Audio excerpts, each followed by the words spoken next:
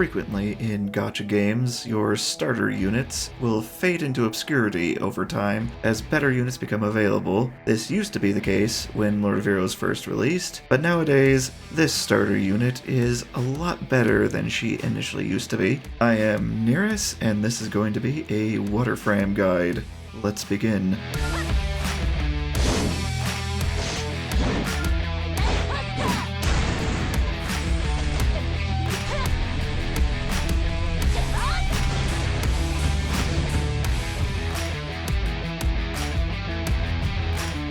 As stated previously, Fram is going to be one of your few starter units. You do not have to acquire her in any way, you have her from the beginning. She is a Water Guardian, so she is innately more tanky than most other units. Let us start by overviewing her abilities. Her 1 or her normal is going to attack a single enemy with a 70% chance to reduce their defense for 2 turns. You hit that 70 up from 60 at level 6. Her 2 or active is going to be an AoE attack that has a 50% chance to stun each of the targets for 1 turn. It starts at a 5-turn cooldown and a 30% chance to stun. The stun is heavily effective, but very unreliable at the 50% chance. Oftentimes throughout the game, especially at later stages, crowd control abilities like stun will be less and less effective as a lot of bosses are full-on immune to it. Her 3 or burst will be another AoE attack with a 70% chance to reduce the attack of the targets for 2 turns. This also deals up to 5 times additional damage based on the enemy's maximum health. This starts at a 4 cost, going down to 3 at level 6, and the debuff rate starts at 60% going up to 70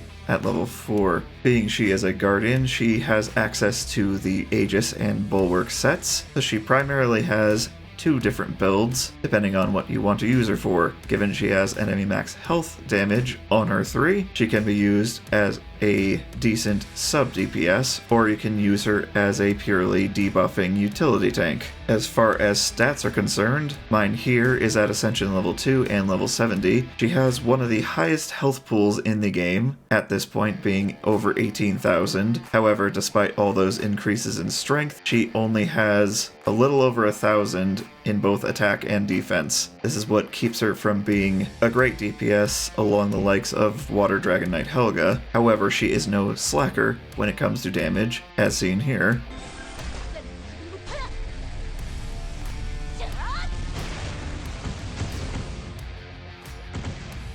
This amount I would put her at a good sub-DPS. If you need a water hero for, say, the Fire Obelisk, she will handle enemies particularly well and not go down very easily. As far as relics are concerned, her initial one will increase her defense in battle, her refined will increase the burst gauge gain of her abilities when she attacks, and her divine will increase her attack when she receives damage, stacking up to 5 times, which expires after defeating a wave of enemies. This starts at an 80% chance when she's hit, and a 10% increase of attack, capping at 50% at max stacks, but gets up to a whole 100% at max stacks at tier 6. As far as builds are concerned, if you're going with just the basic gear starting out in the game before you get into replicas and artifacts, you can go with a total of 4 HP mains, 2 of which being the necklace and brooch, and 2 defense mains to make her decently tanky and impervious to most of the things that normal difficulty and potentially hard will throw at her. And for substats, I would personally prioritize speed, then defense, and then HP. And with any of these stats, of course, always go with percentage over flat. As far as gear sets are concerned, for that one you can go with 6 life for even more HP, or approximately 4 life and 2 defense for a bit more defensive coverage. Getting into more of the full builds, with the first build we're going to go with a Disruptor tank.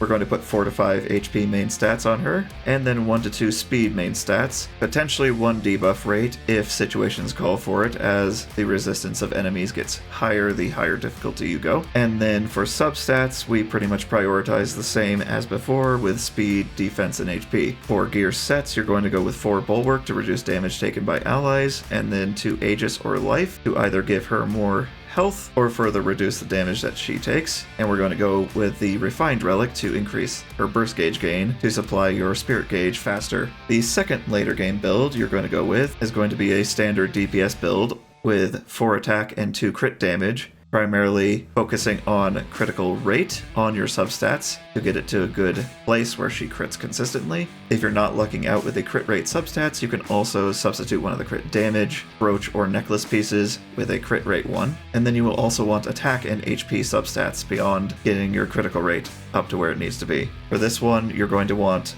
a full 6 Aegis to get that 45% damage reduction on her specifically. But if you're going full on artifacts with these, if you can, you will want to acquire ones that up her burst skill, as that's going to be the primary source of her damage. And as far as relics are concerned, you will go with the divine one to increase her attack even further. This can be aided even further now that the elemental obelisk has been added to the game in place of the old one, and once you get enough of the water essence, you can purchase aptitudes for her, which will increase her base stats. As far as good pairings are concerned, Watercrom here, who you can acquire from contract summons, is always a good addition to any water team, as his 2 will action gauge boost the team and provide regeneration, which is particularly effective on high health allies, given it is a percentage heal on the start of their turn. Water Lucilica here, while Waterframe has her own single target defense down, has another defense down on her too that she can maintain constantly if you keep it up on a fire elemental enemy specifically. She's also a sniper and can provide a good amount of burst gauge. She can be acquired from contract summons as well.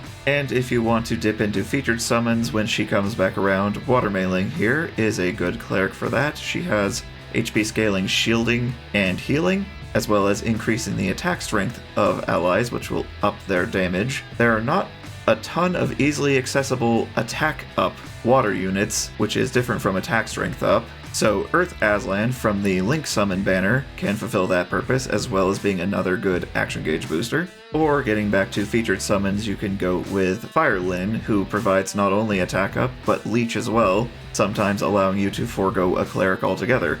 She also has another single target defense down on her 1. And that is going to do it for this guide for Water Fram. If you found this video helpful, please go down and hit that subscribe button, like if you liked, and I shall see you in the next guide.